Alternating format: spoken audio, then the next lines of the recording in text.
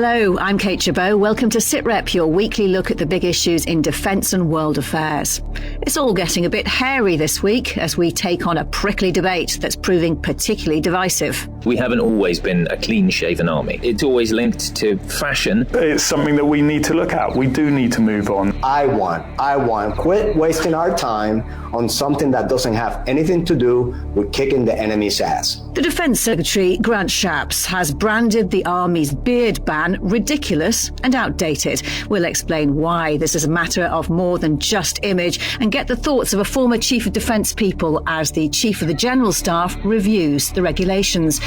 We'll also talk about the next CGS. General Sir Roly Walker will be promoted to the Army's top job in the summer. Mike will analyse the scale of that job. And into the Valley of Death with the Welsh Cavalry. Sean's been hunkered down with them on exercise Diamondback in the Mojave Desert. Worst case scenario, if we need to be here for 48 hours, then at least we can and remain in this position. How confident are you that you can avoid detection? Good question. Sitrep with Kate Chabot and Professor Michael Clark. Before we get into this debate, in the interests of journalistic integrity, I need a declaration of interest from you, Mike. Ever grown a beard? No, I never have. When I was involved in the theatre, I had moustaches occasionally. I played Sergeant Musgrave once in Sergeant Musgrave's Dance, and I had a real humdinger of a Victorian sergeant's moustache, which I liked immensely, but it didn't really suit me. And I've of course, as you get older, you realise that your beard will be completely white. So, not wanting really to look like Captain Birdseye, I decided some years ago that I was a clean-shaven sort of chap, and I'll stick with that. Well, the Army's ban on beards for most soldiers dates back to 1856. We'll dig into the history in a bit, but the reason we're talking about a possible end to this long tradition starts with a tweet from the Army's most senior enlisted officer, the Army Sergeant Major WO1 Paul Carney. He posted on X, "Great Army Executive Board yesterday where CGS agreed to look at beards in British Army to understand the benefits to recruiting, retaining, motivating and our reputation to aid a quick decision next year." He closed by saying, "We are listening to our soldiers." He also posted very fetching pictures of himself and the Chief of General Staff with pretty full-on beards. I think they were AI generated. Not certain, though. If you'd like to clear that up, you can get in touch. Let's bring in Lieutenant General James Swift, now retired, but formerly Chief of Defence people. Good to have you back on SitRep. Before we get mired in the arguments on each side, why does it matter? I think it matters because it's about how we treat our people, and whether we think it's necessarily to over-control our people or whether we're prepared to give them as much choice as to how they live their lives inside and outside work and treat them as human beings. And of course, this debate is only about the Army. Sorry, the RAF allowed beards a couple of years ago, and the Navy has been loving them for centuries. In your experience as an Army man who then ran personnel across all three services, why the difference? So the difference has traditionally been driven for operational reasons. So if the Navy will correct me if I've got this wrong, but in the days before desalination plants and things, water was scarce on ships, and that drove the sort of hygiene regimes, including shaving. And Mike would know better than me the history probably behind the Army, but in more recent years and in the time of my service, it's been about operational effectiveness. So being able to wear your respirator when you need to and get a decent seal so that you can continue to fight. And that still stands. But on all the operations I've been on, I've only carried my respirator properly once and didn't have to wear it. And it's a risk-based judgment. Mike, one interesting aspect of this is the Defence Secretary, Grant Shapps, has very publicly played his hand, telling the Times the armed forces have got very pernickety about facial hair while struggling with recruitment. But it's not his decision to make, though. No, absolutely it isn't. It's a decision which the three services can make. And they make it for, as General James said, for their own reasons. So, you know, in the Navy, it is required to have, if you're going to have a beard, you have to have a full beard. You can't have a moustache. In the Air Force, you can have a moustache. In the Army, you can have a moustache, but not a beard. And all the services have their own reasons for saying that. But it's absolutely nothing to do with the Defence Secretary. It's just the way the services choose to interpret that rule. And of course, in terms of the Army in particular, with its bigger numbers, it's a more personnel-based service. It partly does go with the fashions of the day. I mean, I know the Army does have an issue with tattoos. At one time, they used to say, well, we will take people with tattoos if they're not too obvious. Well, these days, some tattoos are very, very obvious. And of course, they have a big issue these days with recruiting women with tattoos. At one time, that would be unheard of, that it would be even an issue, but now it's quite a big issue. So the Army has to, in a sense, move with the times, but it's always trying to get this balance, as General James, will know, between operational effectiveness, image, and the freedom to allow individual service personnel to lead their own to express their own personality. But you want to do it within the tradition of the service in a way that looks good on parades, quite honestly. Yeah, well, let's pause to hear some of the factors at play in this debate. We spoke to the Army Sergeant Major this time last year, and it was pretty clear then that informal conversations were being had inside Land HQ about the impact of the beard ban on recruiting the range of people needed by the Army. I wouldn't have expected anything less than a beard question, but and it's something that we need to look at. We do need to move on, and I regularly chat to my international allies as well and the changes that they make. So Canada, for example, have taken away all standards with regards to facial hair, piercings, makeup off the table now. And people worry about that, but in Canada's case, that's only really impacted 3% of their military population. So I think we need to continue to have the discussions. We need to continue to modernise and stay in line with society. But we also need to remember we're a uniformed organisation. What we ask of our people is so much more than what many civilians will ever be asked of. While Canada has fully embraced facial hair, next door, the US Army, Marine Corps and Air Force all still have bans in place. Chief Master Sergeant Ramon Colon Lopez gave a pretty blunt assessment when the US Air Force decided earlier this year that its rules would stay. We call this an uniform. And what does uni mean? One. And that is part of the expectation of people to put their personality aside for the betterment of the team. And when I say personality, it's their wants. We all sacrifice to do something greater. And the more we start requesting, well, I want, we start losing sight of that discipline and that commonality that we have as warfighters, that we have one standard. And that's starting to sacred for all of us, because eventually it transcends into our discipline. So if you want to look cute with your skinny jeans and your beard, by all means, do it someplace else. But quit wasting our time on something that doesn't have anything to do with kicking the enemy's ass. Strong words there. James Swift, that view may come from the US Air Force, but it is shared by some in the British Army, isn't it? Well, possibly, but I must admit I completely disagree with his premise. I get the point he says about uniform, but look at the British Army. Put two soldiers standing next to each other, they're absolutely not dressed the same because of our rich regimental traditions and any number of other reasons that also bring moral cohesion and help our warfighting capability. So I don't think we should get wound up on that. I absolutely agree with the Army Sergeant Major about wanting to attract the most diverse workforce, and particularly then not narrow their thinking into a or single approach, because then you lose that diversity of thought and you get groupthink, and that leads us to masses of problems. So I disagree with him on that as well. And I think the sacrifice bit is more of a balance than he suggests. Yes, we join to serve. The Army's officers' motto is serve to lead, absolutely. And when it really matters, when we're on operations, then the team and the task have got to come first. But for most of the rest of our time, why can't we put the individual higher up that pecking order? And why can't we give people a bit more choice? He picks up on discipline. I think it's really important that our allies and our opposition view us as a disciplined force.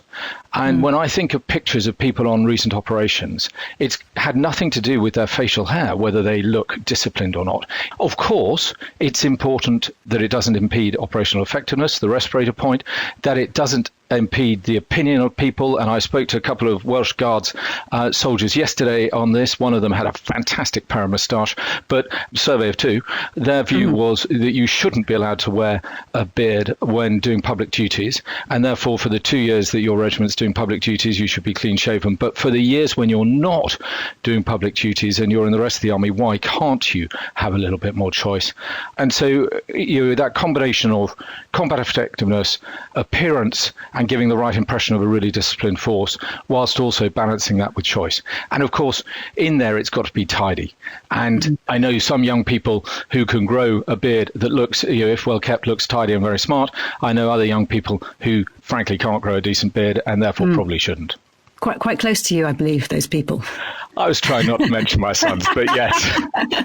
Now, it's no longer your job to speak on behalf of the army, but I'm interested in your personal thoughts on some of the online comments about this story. One version of a point that several people have made goes like this.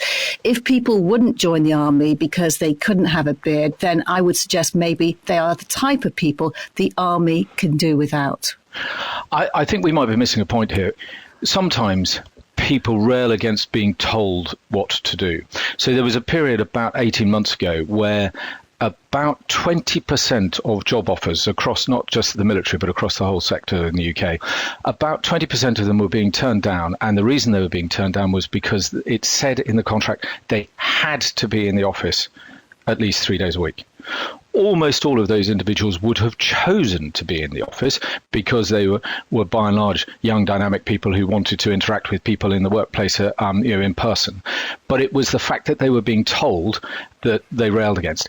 If we look at the Air Force, they relaxed rules on this and allowed wearing of beards in August 19. I mean, when I see Air Force personnel nowadays, I don't see them all sporting beards. It would be really interesting to know. And Paul Carney mentioned 3% of the Canadian Air Force.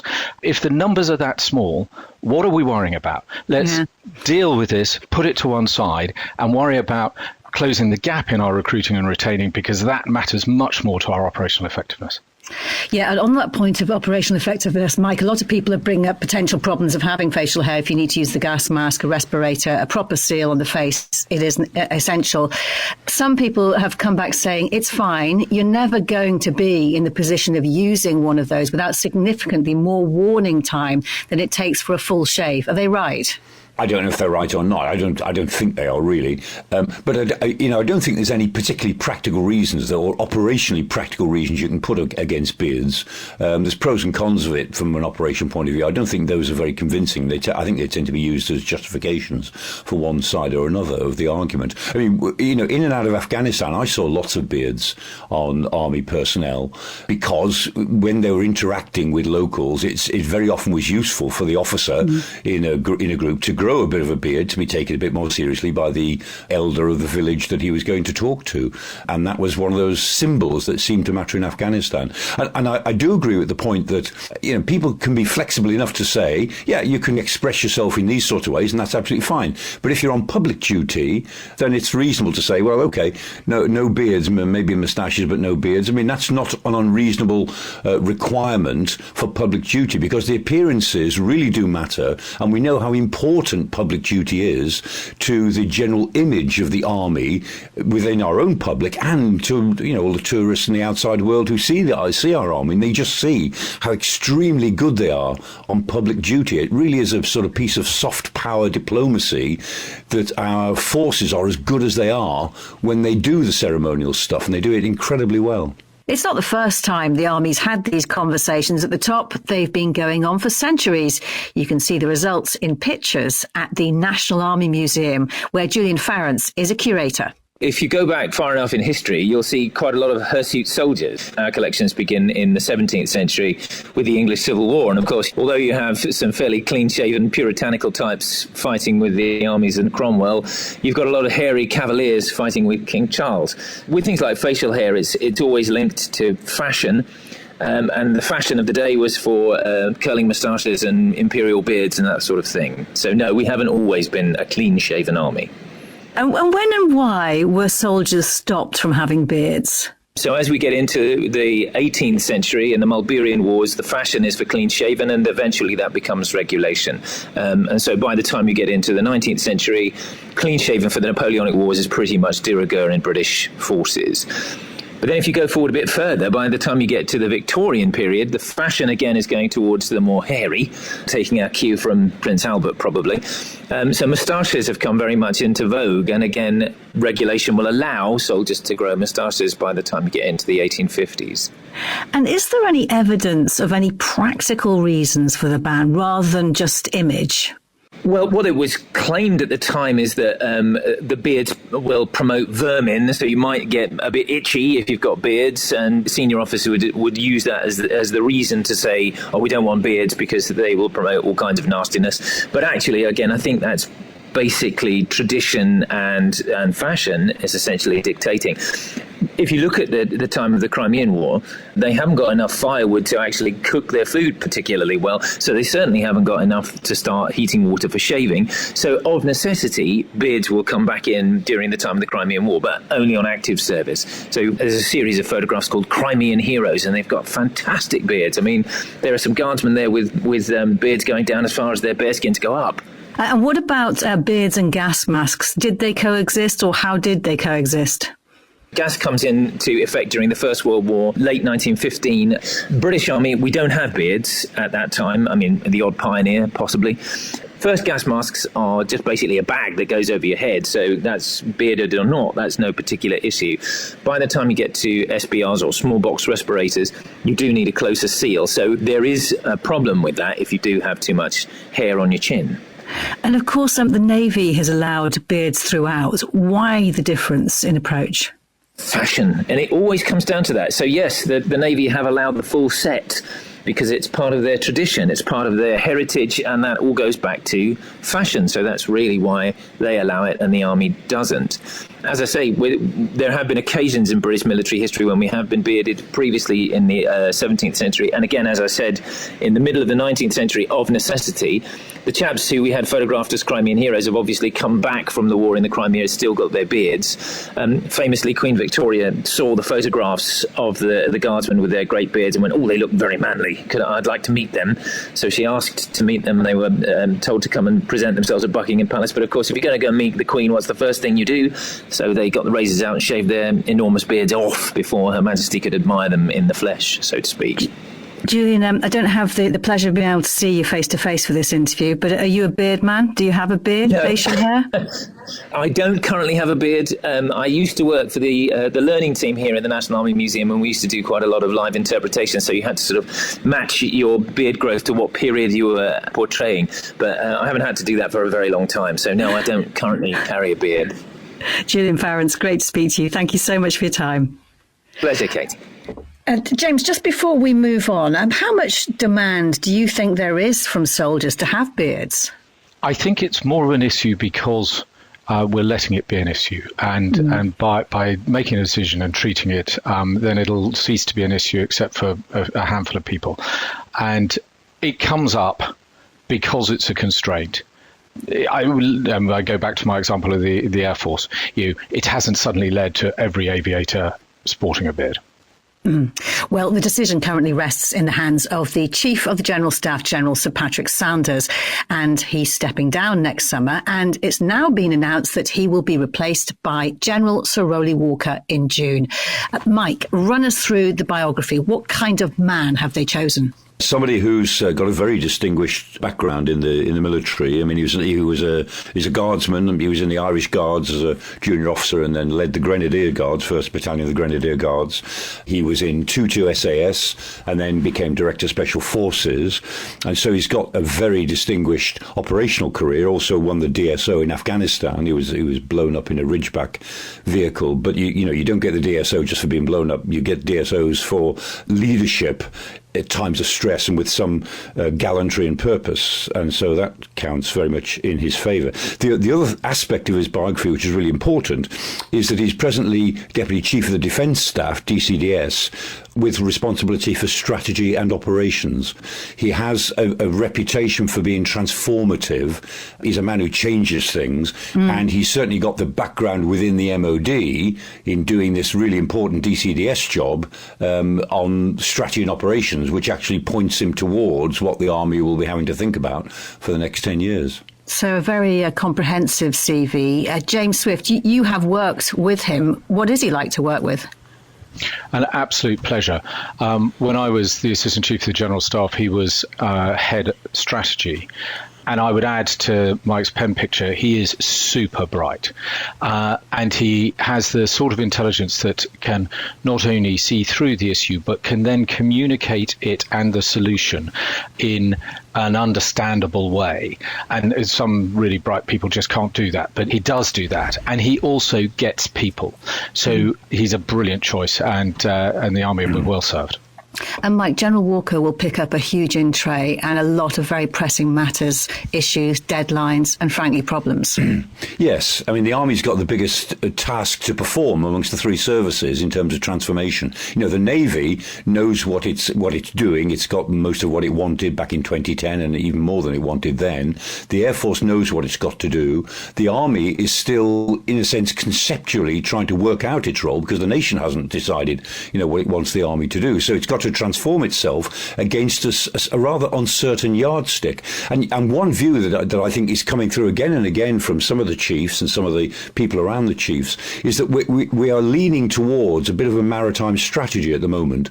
And one view is that, look, we are the reserve for Europe. We act as a strategic reserve for European security because the big armies will be the Polish army, the German army at some point, and maybe the Finnish army will be one of the big armies. But we'll never be one of the big armies in Europe. The days of the British Army of the Rhine are over. They're gone forever.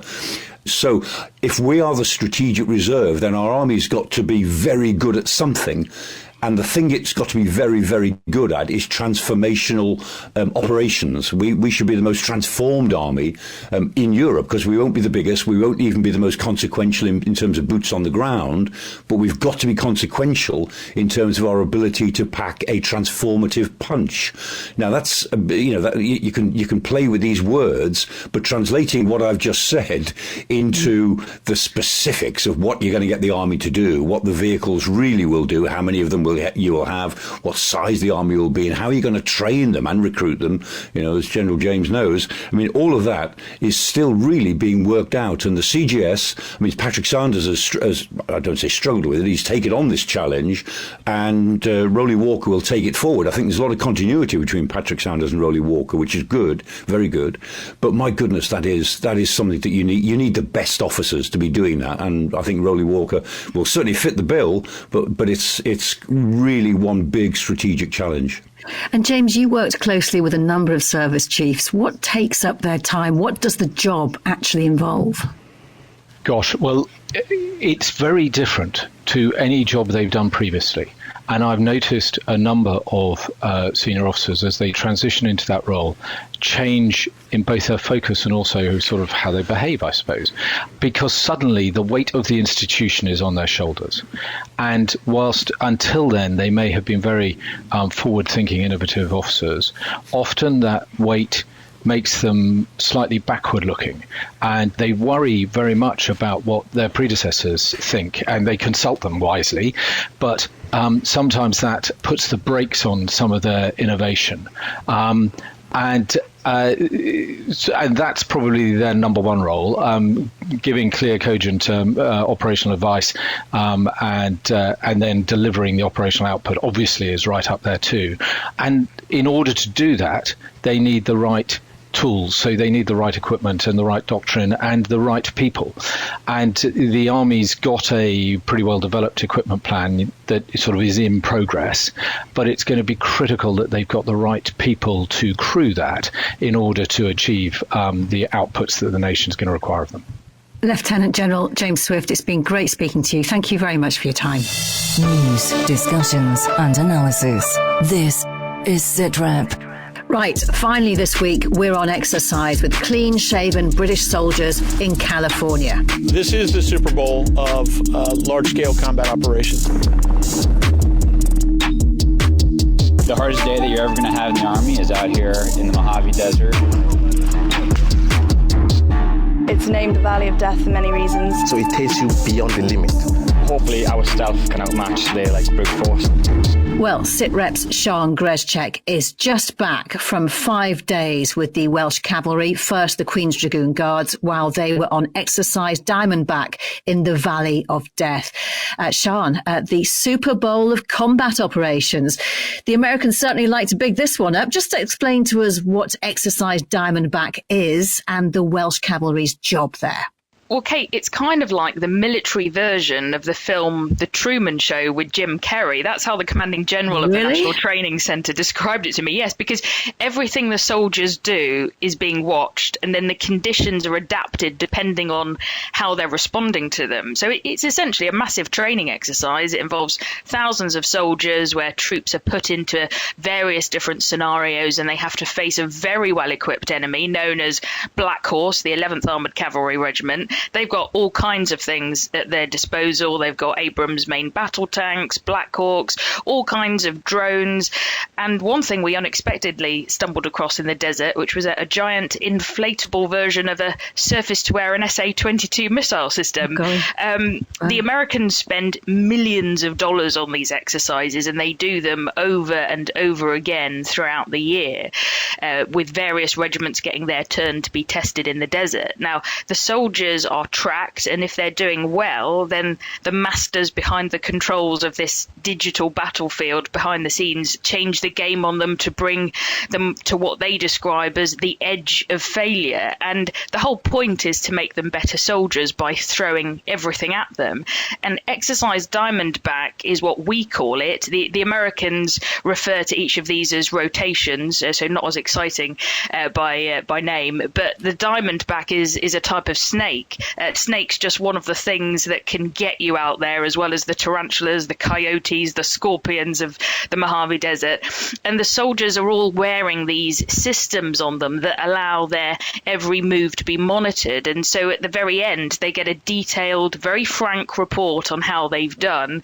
The Welsh Cavalry were there working alongside the American soldiers who'd been sent there, 410 Cav. So they had to integrate and learn how to work together, but gather vital intelligence for them to try and defeat Black Horse. So a lot for them to do. Just give us a sense of the key events and how they went.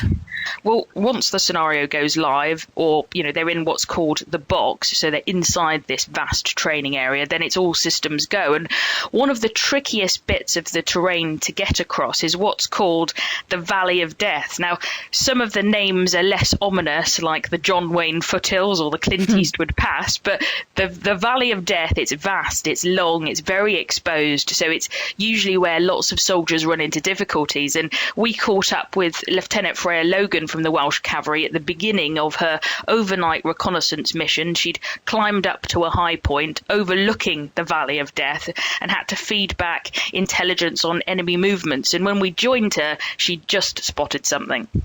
I've got some thermal imagery. Through the thermal imagery, I've got a heat signature. I'm just trying to identify what that is. We've sort of got sustainability, water, food, enough for 48 hours. Because, worst case scenario, if we need to be here for 48 hours, then at least we can and remain in this position. How confident are you that you can avoid detection? Good question. I'd like to say very confident. But again, they're very experienced in what they're doing. This is their 18th rotation in this exercise. And I have to say, things ended up going very well for Lieutenant Logan. She did manage to remain undetected with her soldiers. She successfully reported on the enemy forces, but it was a tricky night for the rest of the Welsh Cavalry and their American counterparts. Elsewhere, a lot of them were sort of taken out by an unexpected helicopter attack that tore up a lot of the brigade that night. And the scale of this, Sean, it's epic, isn't it?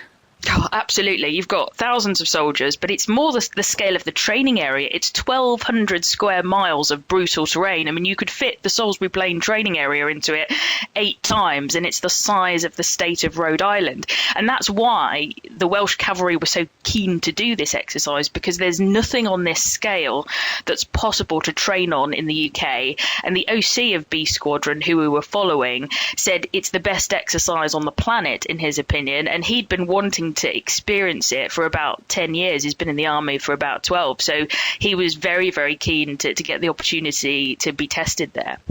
And what sort of real world scenario is this meant to be preparing them for?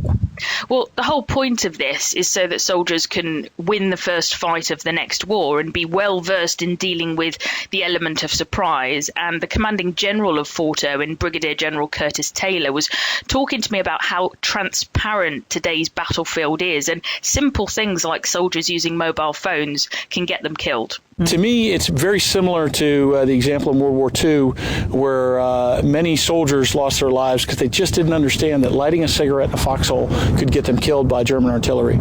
And so, in my mind, the cell phone is the new cigarette in the foxhole, and we'll have to manage expectations for our soldiers and help them understand just how dangerous a cell phone can be. And the battlefield is so much more complex that the battlefield is now very much a thinking man's game because of the amount of capability that your enemy has to see and detect you in virtually any spectrum that's available. The constant vigilance that a soldier must have to ensure that they're not being detected, and if they are detected, that their activity is not understood for what it is, but is perceived to be something more benign. That's a very important lesson that we try to teach. And so we need the very best of our nation to continue to be part of the military, because this is very complex. And Sean, how did it all go for you?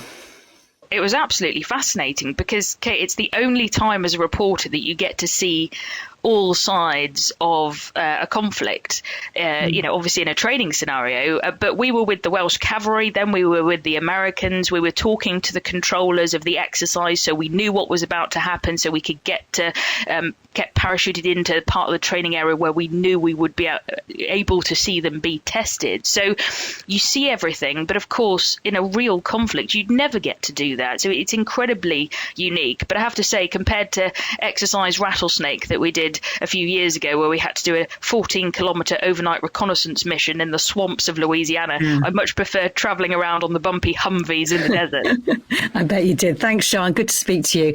And you can watch Sean's film Into the Valley of Death on the Forces News YouTube channel or our website, forces.net.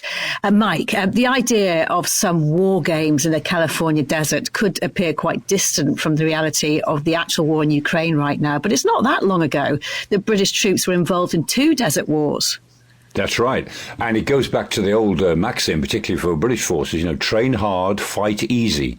And the harder you train, the better the exercise is, then the easier the fight will tend to be when it comes to it. And, that's a maxim that the Russians have not adopted. I mean, the Russian forces in Ukraine, did not train particularly well. They don't exercise very well. The corruption of the Russian army had actually made the training exercises ridiculous in some ways. And, of course, they found out the hard way in February 2022 when they invaded Ukraine and made a complete mess of it. And so train hard, fight easy is really important. And the other maxim, I think, is always this idea that Eisenhower used to have. He said, plans are useless, but planning is essential. And so all forces, they know that their plans will collapse in the first contact with the enemy, but their ability to plan, their ability to adapt, which is what you get on exercises, that is essential. And that's what you're really, putting into the forces, the idea that you can plan around the realities of combat as and when they develop. Really interesting. Mike, thank you so much, Professor Michael Clarke, and my thanks to all of our guests. Mike and I will be back with the final Sitrep of the year next Thursday, so we'll be dusting off the Sitrep crystal ball for its annual outing to explain what lies ahead in 2024. For now, though, from me, Kate Chabot, thank you for listening. Bye-bye.